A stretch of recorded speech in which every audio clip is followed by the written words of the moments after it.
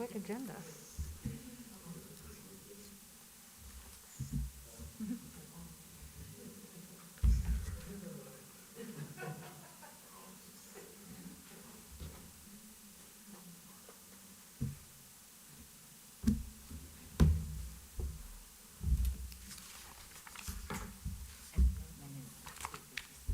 Thank you.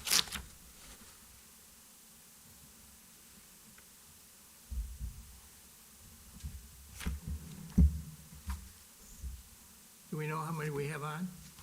13, Total, that's between here and there? yes. Okay.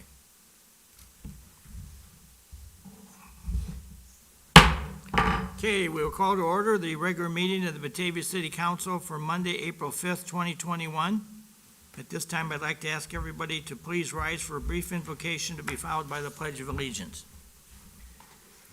Tonight, as we begin this invocation, I want to begin on a sad note and offer our blessings and sympathies to the family of Pete Rosengren, who unfortunately past week died in an effort that he made to save some kids that were being overtaken by ocean waters. And he jumped into the water and got the kids out and got himself back on the shore, and then he passed away. So he leaves a loving family and a lot of family and friends, and certainly all of his compadres at the Daily Herald newspaper. And we just want to offer our condolences and blessings to them, and remember Pete's wonderful life and all the things that he did to make this a kinder and greater and gentler world for his family to live and to enjoy the future with. Tonight, as always, we want to remember those from our community who are also suffering from some disability or sickness or health issue, and we just ask that a special blessing be showered upon them. And as also, we always want to remember those from our community who are serving on the foreign soils of the world in defense of the liberties of the United States of America, and we just ask that a special blessing be showered upon them. Tonight, we ask for direction and vision and understanding on the parts of the City Council and myself as we go about the items of business before us, knowing that in our hearts and minds of each of us, we are here to do what we feel is in the very best interest of the community of Batavia. Tonight, we just want to, again, welcome everyone here and ask that as a community, a special blessing be showered upon us as we go about the matters of business before us, including the election tomorrow and all the other issues that are coming before us in the days ahead. We certainly have a lot of a big agenda, specifically at the federal and state levels, and we just ask for vision and guidance as we go about dealing with all of those particular matters. We ask for all these blessings. Amen. Alderman O'Brien, you want to lead us in the Pledge of Allegiance since you're nearest to the flag?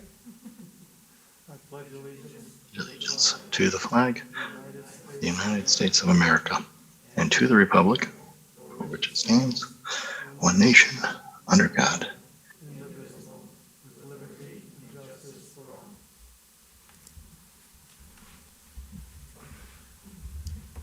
Okay, I'd ask the city clerk to please call the roll.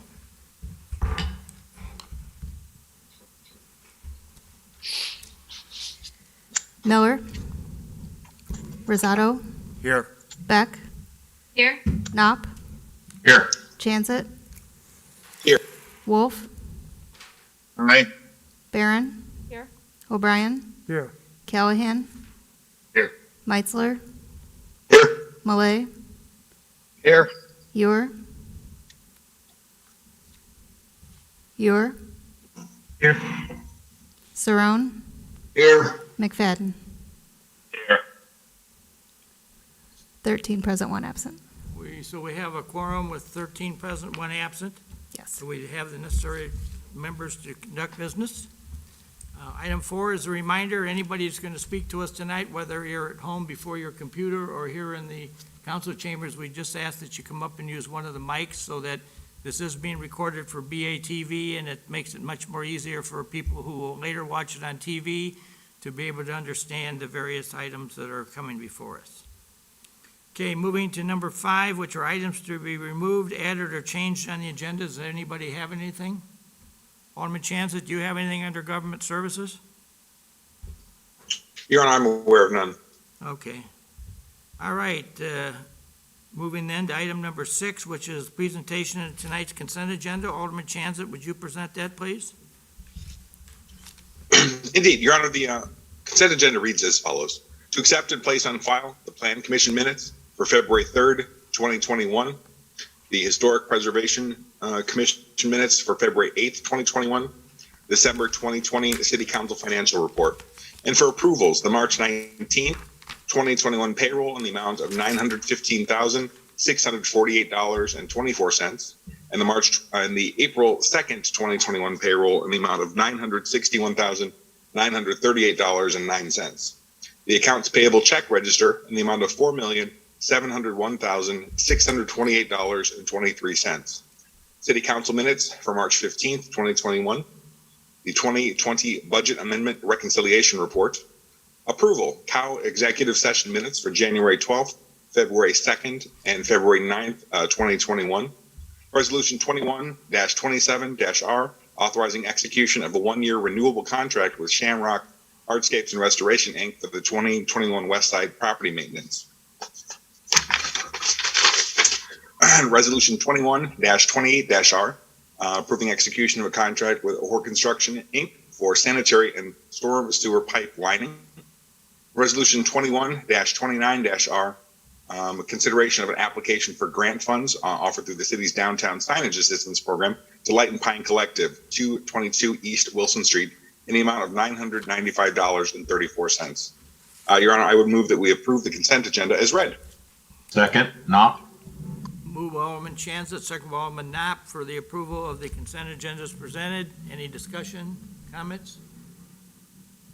Hearing none, the clerk please call the roll. Chansett, Aye. Wolf, Aye. Barron, Aye. O'Brien, Aye. Callahan, Aye. Meitzler, Malay, Aye. Ewer, Aye. Saron, Aye. McFadden, Aye. Rosato, Aye. Beck, Aye. Knopp. Aye. Motion's approved, 13 yes, no no's, 1 absent. Okay, moving then to item number 8, which is approval of a Class B1 package sales liquor license application for AA Schumann Incorporated, doing business as R&S Liquors at 415 East Wilson Street. Who's got this one? Your Honor, I'm happy to take that, but do Please. we have matters from the public? Yeah, go ahead. Okay. So this came out with a positive recommendation. The police department investigation unit did do a background check, determine whether or not corporation AA Schumann Inc. doing business as R&S Liquors at 415 East Wilson Street and its president, Ritesh Patel, should be suitable to receive a liquor license in the city of Batavia. The application did indicate that this is a purchase of a business. Police department did complete the background checks and did find no problems that would preclude the corporation or its owners from receiving the Class B1 package sales license. So if there is no further discussion, I would move that we approve this Class B1 liquor license. We have a motion. Do I have a second? Second.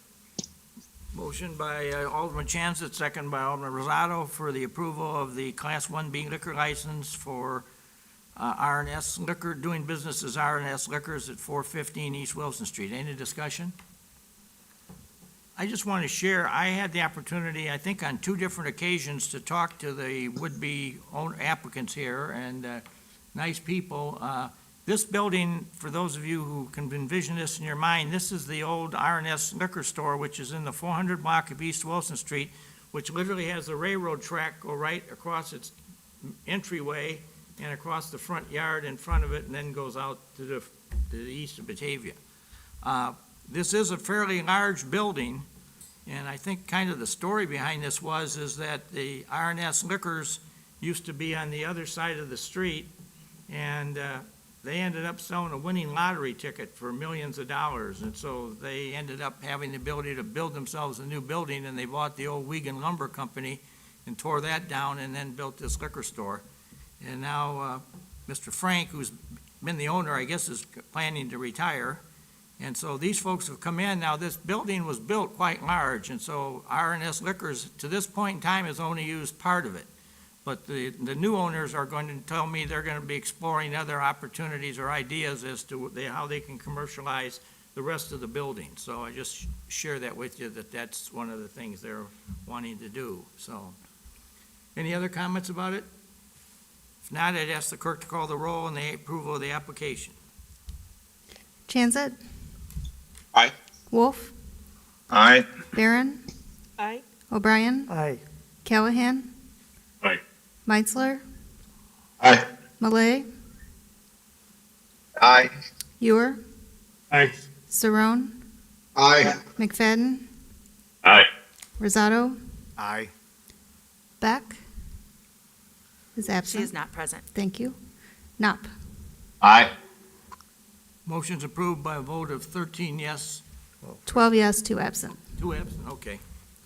Mayor, I'd like to point out we missed matters from the public, number 7. Oh, I'm sorry. And I don't think that we have any, but if you'd like Yeah, to call it, I can check. You know, do we have anybody from the public that wants to speak to us for items not on the agenda?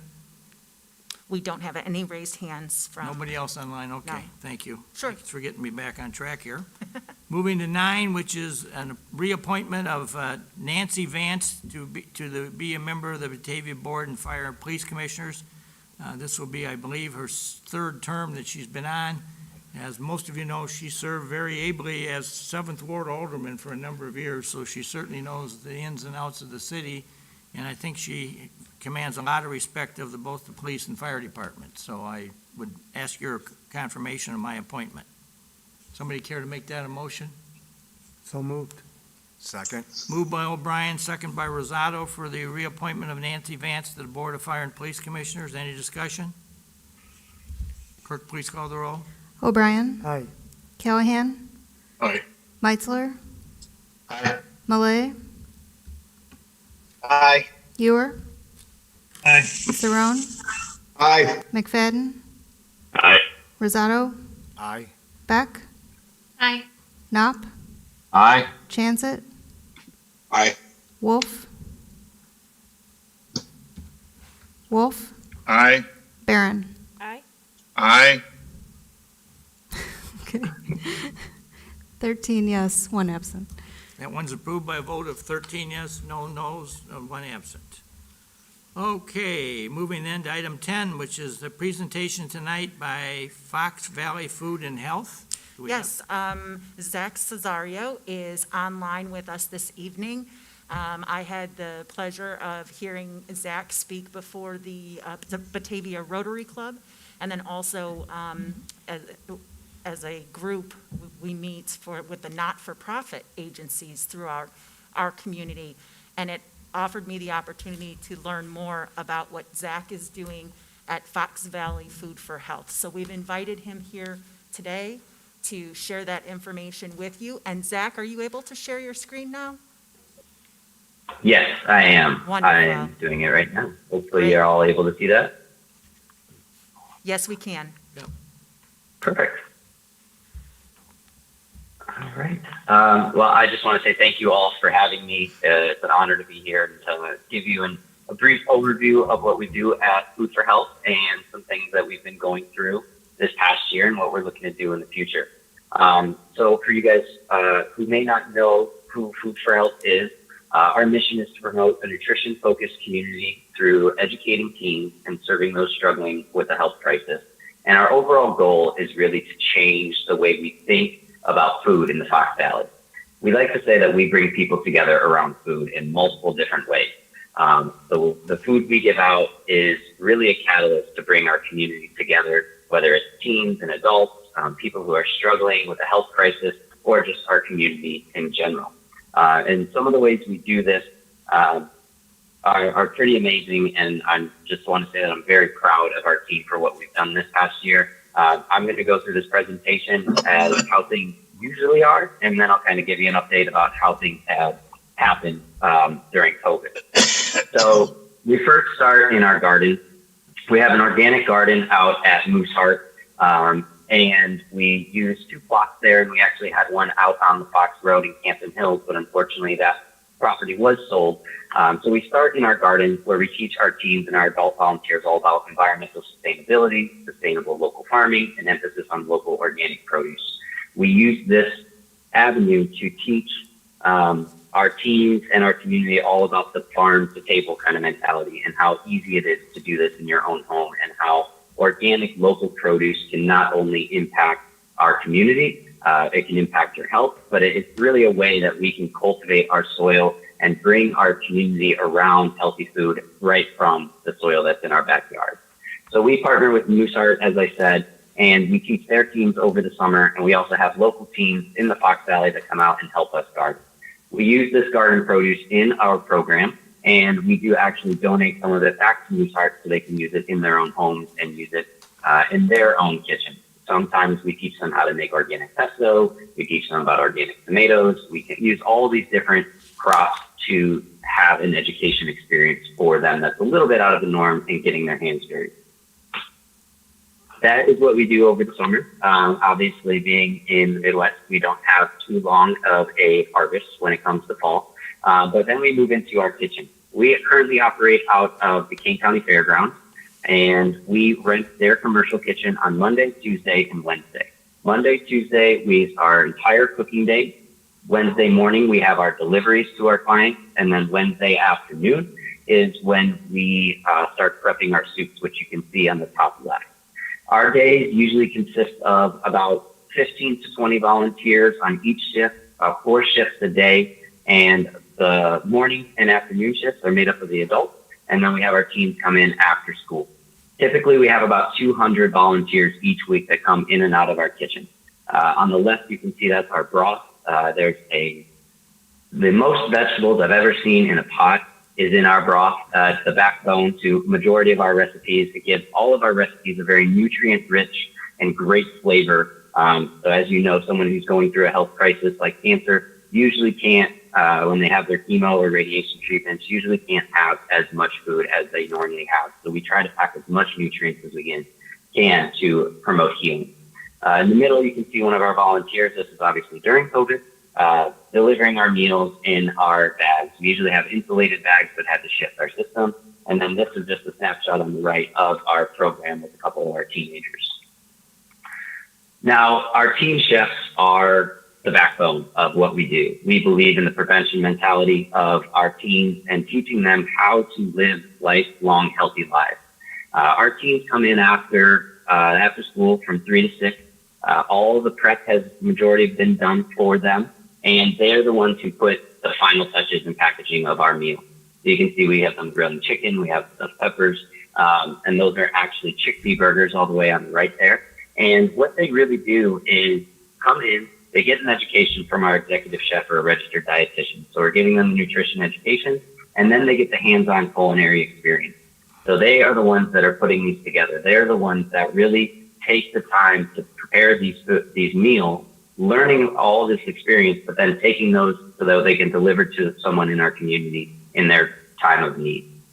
During the pandemic, we were able to be a little bit flexible with our teams. Obviously, with the change of schools, we tried to accept as many more as we could in a safe manner.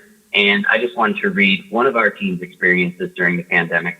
So they said, especially in the fall, majority of my weeks were bland. I rarely saw my friends. I was always working, studying for my classes. My days were very repetitive. The kitchen continued to remain open during this time, has given me something to look forward to during my week. The kitchen is a place where I was able to connect with the people around me, as well as contribute to my community. I can't express my appreciation to the organization for continuing to stay open. We only shut down for 2 weeks during COVID and had a great learning experience with our teams that this program is so much more than just cooking. We bring teams from all the local Fox Valley schools together, and they get to experience a safe place where they can be themselves and give back to their community, as well as giving them a safe environment, especially during the pandemic, to communicate, to connect with others. You know, there's a lot of isolation that happened this past year, and a lot of our teams said this was the only time they were out of their house, and this was the only time they saw their friends during the pandemic. So I was very proud that we were able to stay open and provide that service to our team. Now, of course, our program is very reliant on our food. As you can see, we try to eat the rainbow, as we say. We try to give a very wide variety of colors, wide variety of foods, We focus on a plant-based Mediterranean diet with an emphasis on organic, local, and seasonal ingredients. We actually purchase about 70% of our produce and ingredients from local companies like Blue Goose or local farmers like Rustic Road or Fishy Green. And we use this food to educate the community on how food can act as a medicine and how food really is a medicine in the prevention of chronic disease and acute diseases, as well as supporting the healing alongside medical treatment. We take this food and really use it as an education piece for our clients, saying, this is a gift for you. We take clients that are going through an extreme health crisis like cancer, and we deliver these to them free of charge for 12 weeks. And that includes the individual who is diagnosed and their entire family. We understand that going through cancer or a health crisis is one of the most stressful times in their lives. And we try to give them as much support as we can. And we're also trying to educate them so they can continue eating this way. In the middle here, you can see this is what one person would receive on a weekly basis. So we have 2 vegetarian entrees, 2 chicken, I would say poultry or fish entrees, a hearty sized salad, 2 soups, and a dessert.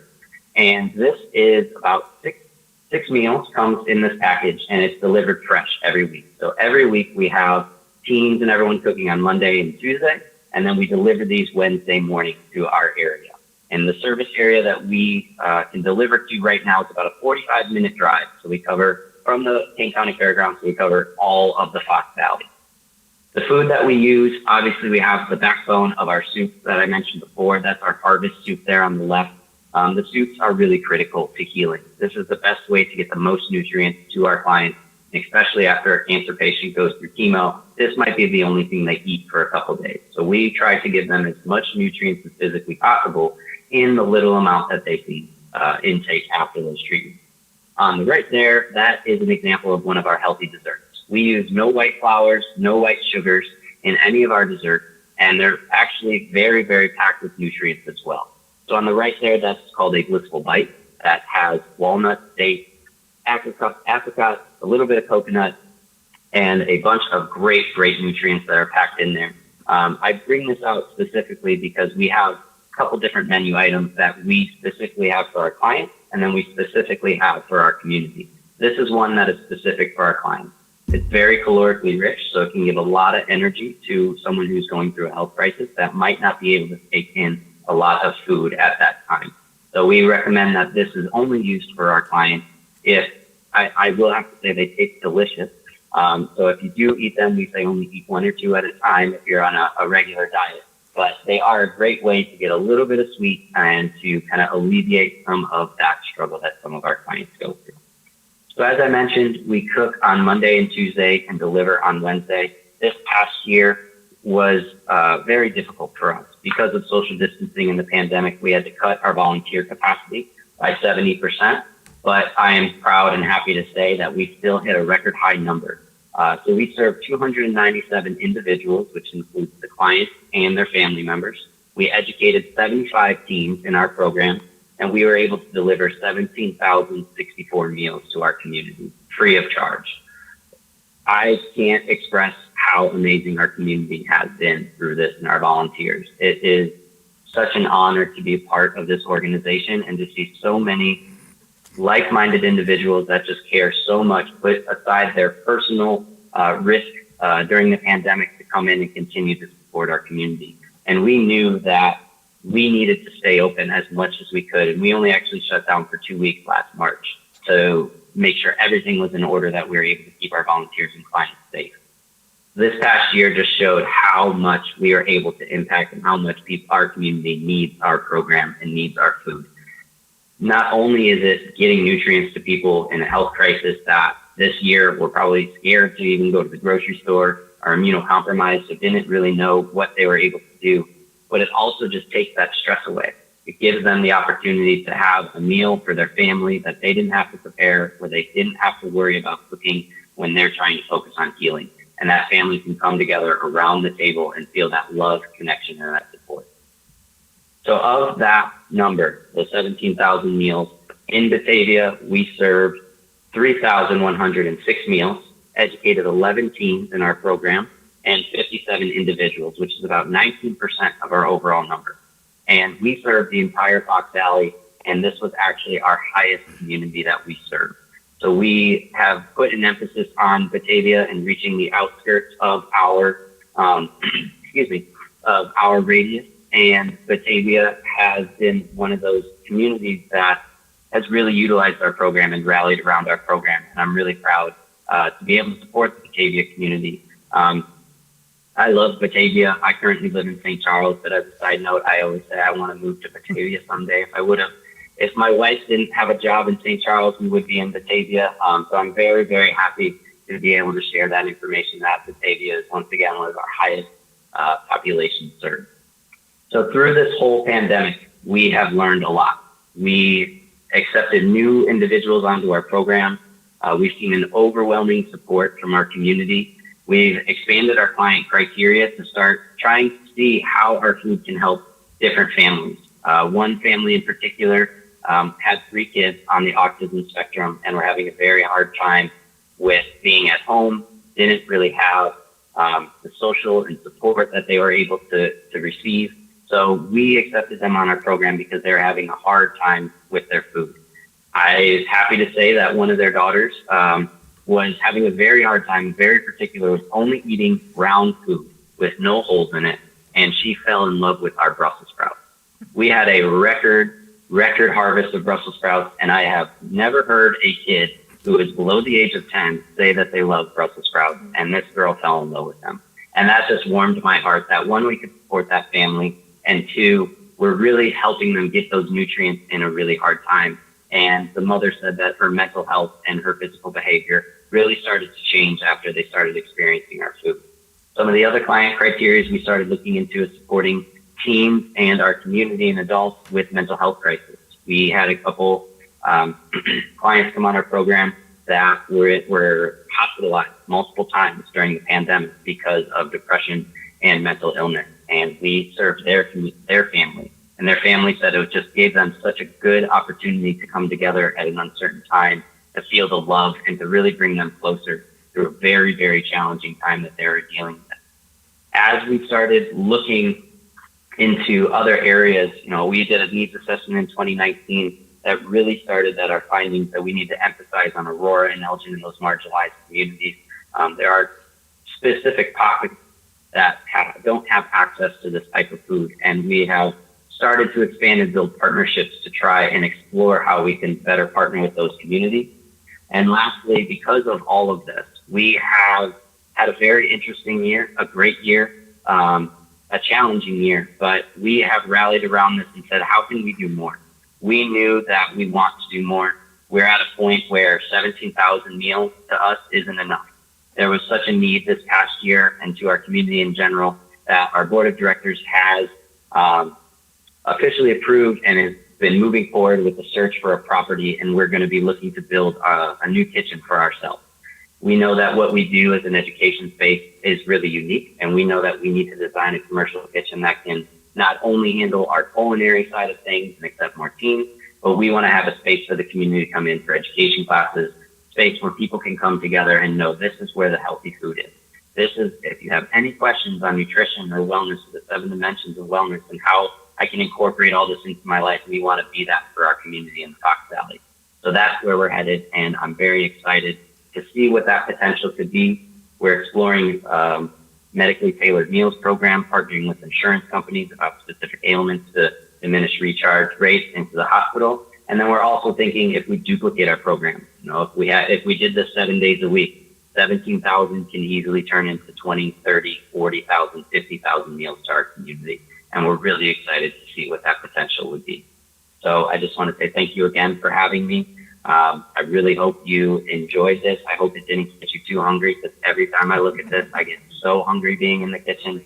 But I just want to thank you all for all the work you're doing and everything you've done this last year. And thank you for having me in your meeting today.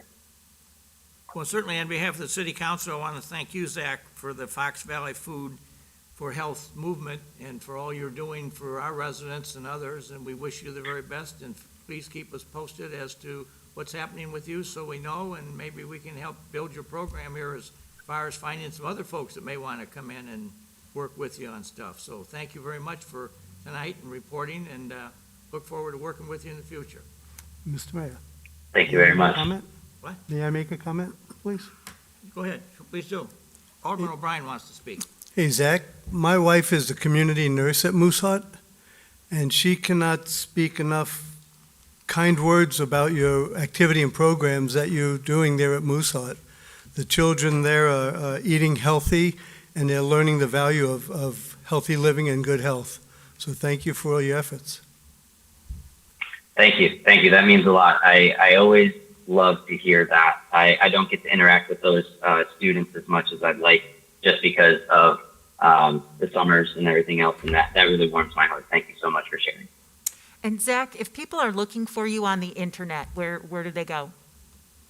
Yeah, that's great. Thank you. Thank you for that. You can reach our website, which is fvffh.org, so our acronym, or you can spell it out, foxvalleyfoodforhealth.org, and it has all our information on how to become a client. You can do an intake form online, and then also about volunteering and other ways to get involved. Thank you very much, Zach. We really enjoyed learning all about your organization and the great work that you're doing in our community. Keep up the good work and let us know how we can help. Thank you. Okay, moving then to item number 11. Now, this is going to be a historic moment in the history of the city council because we're going to do a proclamation via the computer, right? Is that what? Yes, we are. Anthony, George, did you want to say anything before Anthony starts the? Yeah, this is for the National Library Week, and we have an official proclamation drawn here, but we're going to present it. Normally, we read it at the meeting, but George has come up with a new idea of how to do a proclamation, so I'm excited about this to see how this technologically works. But go ahead, George. Well, I just want to thank you for the opportunity to be here this evening, and we're excited to set a historic precedent for the city. That's always a rare pleasure for us, and it is National Library Week. The theme this year is Welcome to Your Library, and inspired the national theme, and it's inspired in part, I believe, by welcoming people back to the library after a very unusual year in the time of coronavirus. And Batavia has always been extraordinarily supportive of its library. The community has always enjoyed coming to the library, and it's such a delight to have people return to the library and almost quivering with excitement over being able to come back inside and check out books in person and things like that. So this is a year-round thing for us, but we're very happy to shine a spotlight on it during National Library Week. So thank you very much. And with that, I will throw it over to Anthony, who is going to play the video for us. Thank you, Laura.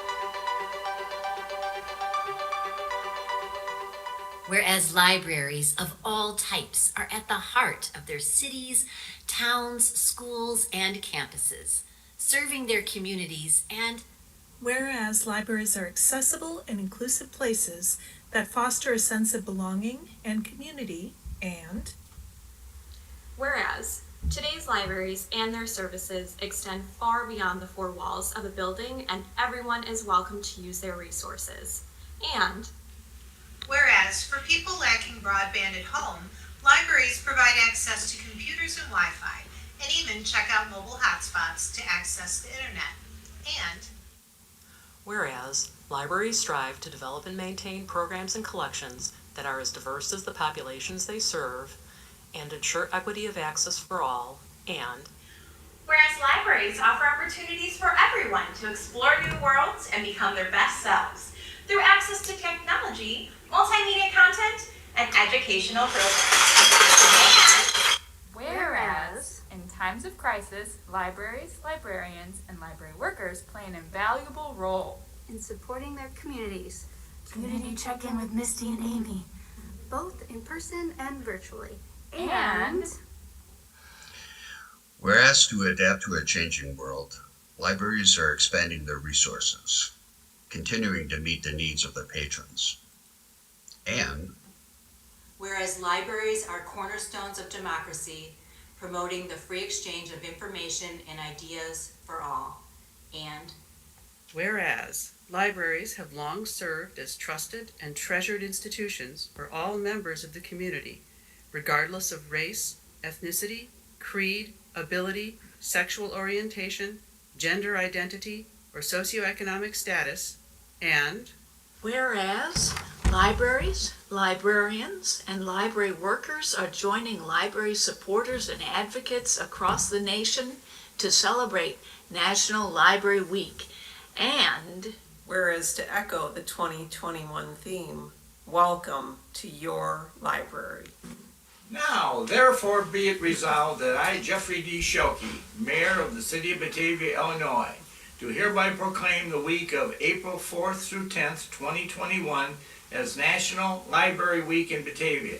And further, during this week, I encourage all residents to visit the Batavia Public Library, both in person and online, to access its resources and services, because libraries transform lives and communities.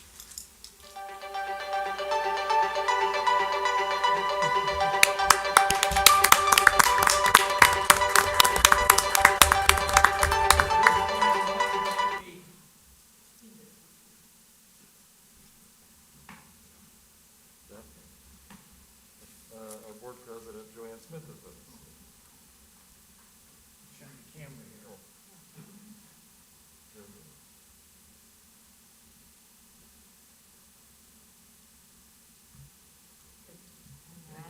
I don't know why I'm smiling. Would you like to say something? It's in my mouth. It was you? Never done that one before. No. Went well. For those that want to see it again, is this on? It is. Yes. Yes. For those that want to see it again, it will be on social media starting tomorrow on both Facebook and Instagram. Thank you. All right, next is item 12, and we're very honored tonight to have the Batavia Chamber of Commerce here. Margaret Perot, their executive director and CEO and president and everything else. And everything Oh. else. Everything else. Thank you, Mayor. Good evening, everyone. Hard to follow that show. I know that the Chamber Week is in the fall, so I'd better step it up now. So I just want to say that the Chamber is a catalyst for business prosperity and works hard to enhance the economic viability of our community. We continually advocate for, build relationships with, and educate our members for the benefit of our town. We are constantly communicating with our businesses to keep them informed of the latest pertinent information relative to the coronavirus pandemic. We are keeping the lines of communication open with the Kane County Department of Health regarding the metrics affecting the moves to the governor's Bridge to Phase 5 of Reopen Illinois plan. We are hopeful that the trend of increasing positivity rates in Kane County reverses as more vaccines become available so that business operations and social gatherings become less restrictive. The Chamber meets regularly with the Kane County Department of Health to stay up to date and relay this important information quickly. We are keeping the business community aware of funding opportunities as well. 3 programs specifically for small businesses were included in the COVID stimulus bill recently signed by President Biden. They are a new $25 billion program specifically for restaurants, a $15 billion refund to the refunding of the Economic Injury Disaster Loan Program, $15 billion to state and local governments earmarked for small businesses. In addition, I would like businesses to know the popular Paycheck Protection Program, the PPP, was created last year to help small businesses weather the economic fallout from the coronavirus pandemic and has been extended from March 31st to May 31st. And the law extends authorization of loans to June 30th to give the Small Business Administration additional time to process applications. I want to comment that our wonderful Restaurant Madness promotion is now over. I would like to remind participating restaurants in the Restaurant Madness program to please share your experience this year with the changes by filling out the survey that was emailed to you, so we can gather feedback and improve on the program for next year. Applications are due at the end of the month, Friday, April 30th, for the 4 scholarships for the Batavia Chamber Scholarship Fund. The scholarships are the Inspiring Entrepreneurship, Inspiring Women in Business, Inspiring Career and Technical Achievers, Inspiring Contributors to a Batavia Chamber Business. Please find the links and more information on our website. I'd like to give a shout out to the new members of the Batavia Chamber: Batavia Masonic Lodge number 404, Batavia Body Works, Bangarang Foods, Alda Smokes of Batavia, Wilson Street Mercantile, and Ramondo's Pizza and Pub of North Aurora. Please patronize these businesses and organizations that contribute to our community. Remember to give Chamber Bucks to keep our money in our local economy. Use Chamber Bucks for anniversaries, birthdays, teacher gifts, or to say thank you to your neighbor. Stop by the Chamber office at 106 West Wilson to purchase these gift certificates. The Chamber is offering many educational and networking opportunities to help support our businesses. We are continuing to provide many webinars for our members so they can be informed and educated on what resources are available to them. We have many upcoming events.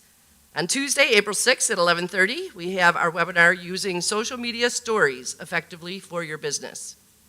Wednesday, April 7th at 8 a.m. is our not-for-profit forum, the one that Laura had mentioned, where she had connected with Zach Cesario from the Fox Valley Food for Health. This not-for-profit organization group that meets monthly creates amazing relationships.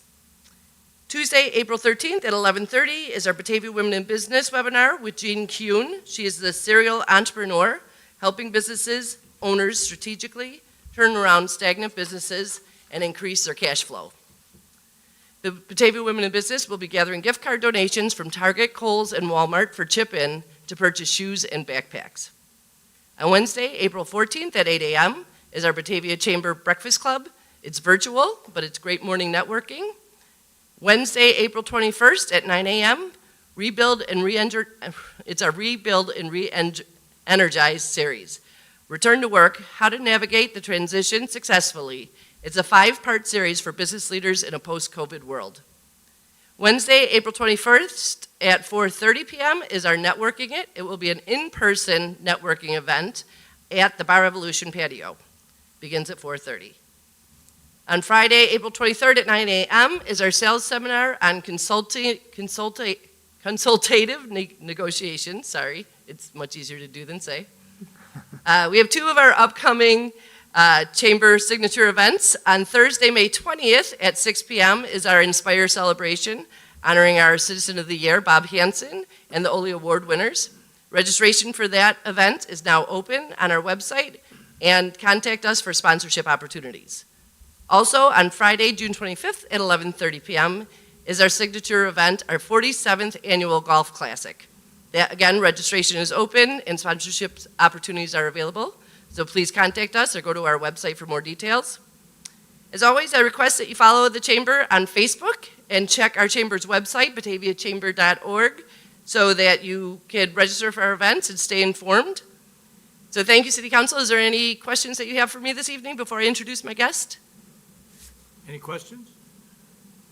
I covered it all? I know I had a lot. So I would like to now introduce Jane Johnson. She's the Senior Living Advisor for The Landings, Batavia's newest residential and assisted living community. So I'll turn it over to you. Thanks.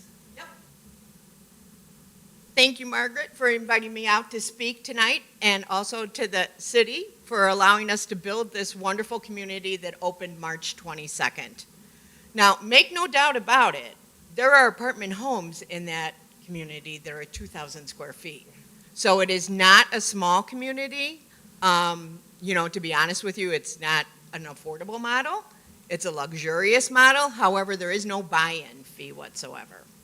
So the address is 2450 West Wilson. Thank you for getting that changed as well, because originally it was Hawks, and we were having problems getting all of our material over there, but we were able to get that changed as well. We opened with 35 deposits. The expectation was to open with 10. So we're ecstatic about that. We're doing really, really well. We are pulling, I was sharing with the mayor, if you take a pin and you drop it in where the landings is and do a 5-mile radius, that's where most of our people are moving from, or they're moving closer to their family that lives in the Tri-City area. Just a great, great community, independent living, assisted living, memory care. It's, like I said, it's going very well received in the community. We have approximately, once we're completely full, we should have over 200 employees there. So that'll help with sales revenue, of course, for Batavia. We're excited about that. Trying to think of what else I can tell you that you don't know. There's 4 restaurants inside of the community. There's an independent assisted, and then we have the Fox Pub, as well as a fresh market that will offer flatbread pizzas, paninis, smoothies, all to our clientele. Not open for the public as of yet, but we would eventually like to do that. So again, we want to thank everyone for allowing us to come into the city. We're excited. Hopefully we'll have a great open house towards the end of summer once we get a little bit past the COVID situation. And I'm open for questions if anyone has any. Any questions? I would just like to remark what wonderful partners that everyone has been, from the builder developer to the staff that have been hired. Their executive director, Renee Rositko, has invited the mayor and I and the chiefs over on several occasions as the place was coming together and getting ready to open. And they have really become a part of our community just right off the bat, even incorporating an incredible full-wall mural in their main community room that is representative of Batavia's history. So it really has been wonderful having you here, and congratulations on a successful opening. Thank you. We're, I'll tell you what's really neat is when you're touring a prospective family, and they'll go, oh, I know where that is. Yes. You know, and the way that the artwork is done, it's nestled, so you might have some regular artwork, and then you'll have a Batavia picture, and they'll be like, I know exactly where that's at. Yes. You know, and it just kind of makes it feel more like home. I'm on the board of directors for senior services. We serve Kane, Kendall, and McHenry County. Yeah. And there's a real common thread that we found with seniors, and I'm sure you've heard it before, is the fact they're very, very lonely with COVID. Every senior that comes into that community says, I need relationships. Right. I need to see people. I need to be able to socialize. And so that's one of the things that the landings of Batavia will be able to provide for our seniors. Well, I just want to second what Laura just said. I had the opportunity to go with her, and you were kind enough to tour us around there and show us, while it was still under construction, many of the attributes that this facility would have. And it's a wondrous place, and I'm sure once you get it more open to the public, there's going to be a lot of compliments about the quality of life that's available in that complex. So Thank you. thank you for bringing a new, You're welcome. institution or environment into the Batavia community, and it's one that, is blending well with all the other senior living communities that we have here. So, as I've shared with you, we've already had at least one business show up on the doorstep and tell us that they probably want to come into Batavia because of the significant growth in our senior citizen community. It was a restaurant, and they want to get in where we have all these nice seniors. So we got some stuff going for us because you are here and others are with you, and hopefully we are a town that seniors really take with great pride, and we have a rich history that we can share with them, and if they're not from Batavia, and I think there's a lot of opportunities here for a lot of nice people to become Batavians in the days ahead, so thank you. Thank you. Well, and I know you know, Mayor, that I have been instrumental in opening another community back in 2003 that was affordable. And I think one of the things that I really love about Batavia is that we have all income and asset levels here for seniors. And that's so important because they want to stay in Batavia. Right. So I appreciate that. Any other comments or questions? Oh, well, okay. So you can contact me at the community. It's Jane Johnson is my name. And I can be reached at 630-385-0015. Or just come on in. Exactly. Yeah, come on in and see it. We have a 2.5-story video wall, so Yes. I've never worked with a 2.5-story video wall before, but it's pretty interesting. Yes. So Very good. Well, thank you, Jane. you're welcome. Thank you. Thanks, Jane. Okay, moving to item number 13, the administrator's report. Thank you, Mayor. Just want to alert everyone that there is no committee of the whole meeting tomorrow night due to it being election night. Today, our PPS department was working hard, doing heavy lifting, and had the bucket trucks out, setting up our outdoor dining areas. And if you've not had the chance to take a look at how they strung the lights on South Water Street, it's really just beautiful. So encourage everybody to take a look, and when those areas are set up, make good use of them. There are numerous members of the community who are working hard in both areas, coming up with programming to be available in that area, whether it's live music or, in the case of the library, the opportunity to take some outdoor afternoon classes. There will be lots going on in these areas for people to enjoy. There are currently temporary daytime closures on Main Street to facilitate storm sewer installation. Very sorry for people who are inconvenienced by that road closure, but allowing us to close the road to get that work done means it can get done much quicker than having to leave a lane open. We are currently engaging in the planning work for Phase 2 of the wastewater treatment facility upgrade. And then we met with IDOT last week concerning North River Street, making it a one-way. And it appears that some of the recommendations will require additional engineering and construction. So that will probably be the main focus of what we do for the remainder of 2021. And therefore, it looks as though we're going to have North River Street be the same closure that it was last year, remain in place this year, and then we'll implement the one-way next year. We continue to meet with the with the Park District and Hitchcock Design Group on the River Master Plan. And coming soon, probably sometime next week, we will have an online survey for all residents to take and participate in. It's a kind of our first step in getting community input as to how they utilize the riverfront today and what activities they engage in, and then asking for their input on what types of things that they would like to see there in the future. So we'll do a whole communication plan associated with that so that we can maximize people's participation for that. And that's all I have, unless anybody has any questions about a particular project. Any questions of Laura this evening? I guess not. Okay, going to committee reports. Community Development, Alderman Callahan. There is on Wednesday a planning and zoning meeting discussing an addition to building out on Pearson.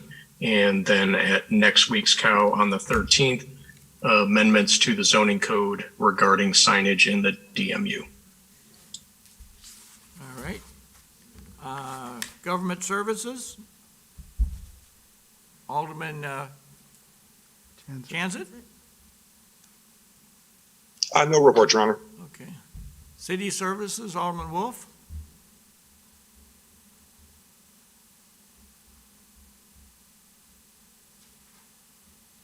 Alan, your microphone is not on. Okay. Say it again. Brush pickup starts this week.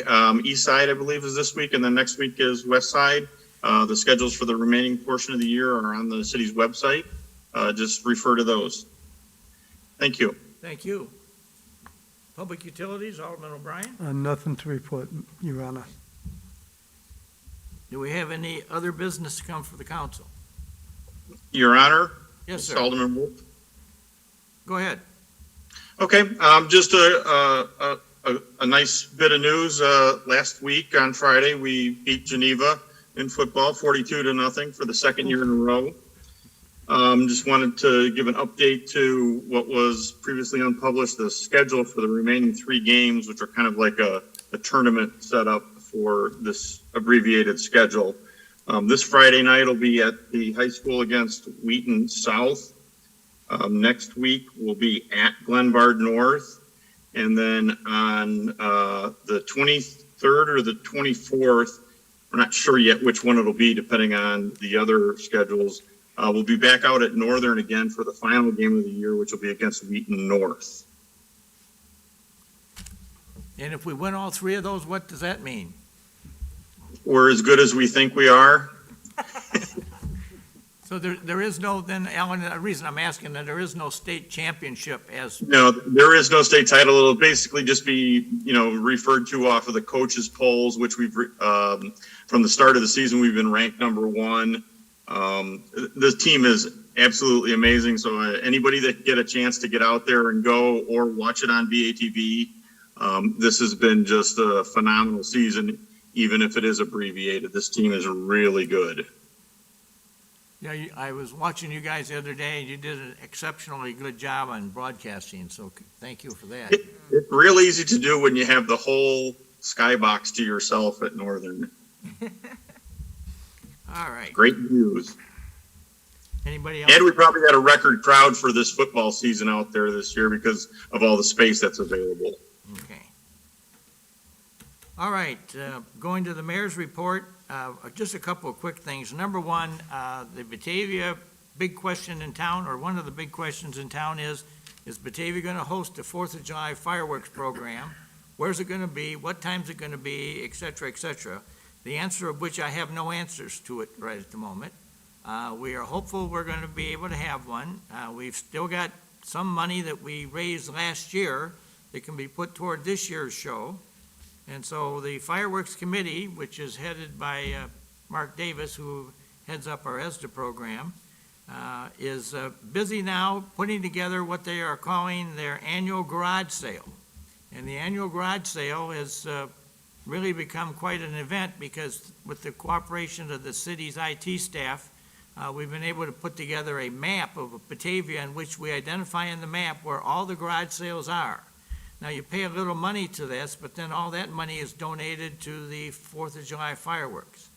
And it looks like, and we are crediting in this to the fact that we've had all this corona and need to stay home and keep yourself under cover. There's been a whole bunch of people who have been able to get into their garages and their crawl spaces and their attics and basements and whatever and find all kinds of stuff. So we've already had some people call, and we sent out some of the early notices now for the dates of the garage sale, which are going to be on Friday, April 30th, and Saturday, May 1st. It's going to be a 2-day event, and we're going to have the map prepared, and we will be giving, you come down and pick up your equipment and your brochures and your maps and whatever have you, and we will be giving you directions, but then we're also going to make the map available for general circulation for all the shoppers. So we're going to have it like in some of the downtown coffee shops and McDonald's and have it available at City Hall and whatever, so if people want to get a map, they'll be able to look at that map on Friday the 30th and know what blocks they want to go to.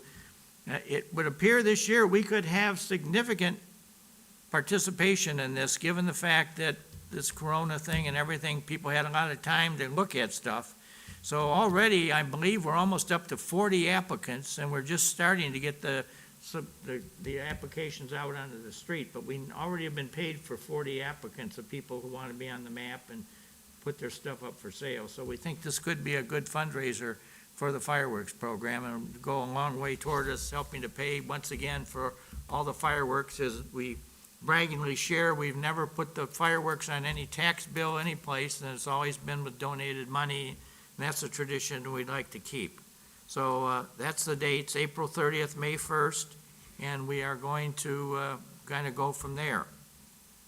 The other thing I just want to share is, as most of you know, I do serve some other roles in the region, and I'm on the executive board of the Metropolitan Mayor's Caucus, and at our meeting last week, the question came up amongst the mayors that were there, and I'm glad we have Roman Seco, who is one of our city attorneys with us here tonight, because the question was raised, when we go through the election tomorrow, and then we roll into next month, and in our case, the swearing in of the city council will be the first Monday in May, and that is May the 3rd. But the question is, to be sworn in to a city council or village board, do you physically have to be present at the meeting, or can you be sworn in online or virtually? And I guess from what I'm hearing, different attorneys have different views of that. So Roman, I'm going to ask you maybe to research that and give us your opinion as to what you think we should do on that. It may be such a thing as we may have to ask everybody that, regardless of, give you a mask and have you come down here, but we may have to have everybody physically in the room to have you raise your right hand and swear to the, the oath of office that we have. But that's one I just wanted to have you look at it, because I know other cities are looking at it, and it was, at least initially, we were hearing amongst ourselves, and there wasn't an attorney on the call, that some of the cities have been advised they could maybe do it online, and some others said, no. So I guess I'd like to get my own opinion, and I'm just sharing that with you because, this is a weird time for government to be functioning, but I think it does send a proper message if, in fact, you do have the people physically at the meeting when they are getting sworn in to be a public official for the next 4 years in the city of Batavia. So we'll see where it all goes, but I don't want to go any further till I ask publicly the city attorney to give us a researched viewpoint on that. And with that, I think I will close for the night and wish everybody a good start to the month. So I move we adjourn. Second. Moved by Alderman O'Brien, second by Alderman Rosado. Clerk, want to take a voice vote on that? All in favor? Aye. Aye. Meeting is adjourned. Thank you. Good night, everybody. Good night, guys.